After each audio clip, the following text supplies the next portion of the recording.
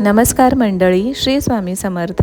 सूर्याची कोवळी किरणं घरामध्ये डोकावण्याच्या आतच माझी लगबग सुरू होते. पण बाहेरचा निसर्ग पाहताना मात्र भान काही राहत नाही.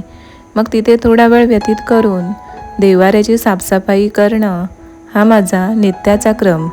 आणि कातरवेळी अशी दिवाबत्ती केली, धूप अगरबत्ती लावली, कापूर जाळलं की घरभर कशी मनशांती आणि प्रसन्नता दरवळते.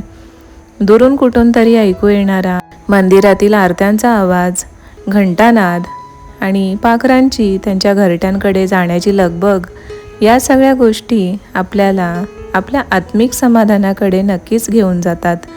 त्यासाठी आध्यात्मिक मार्गामध्ये अगदी मनापासून ईश्वराशी एकरूप होणं गरजेचं असतं. गुरूंचे नामस्मरण, नित्यसेवा, ध्यान, साधना या सगळ्या गोष्टी आपल्याला आत्मिक समाधानाकडे नक्कीच घेऊन जातात.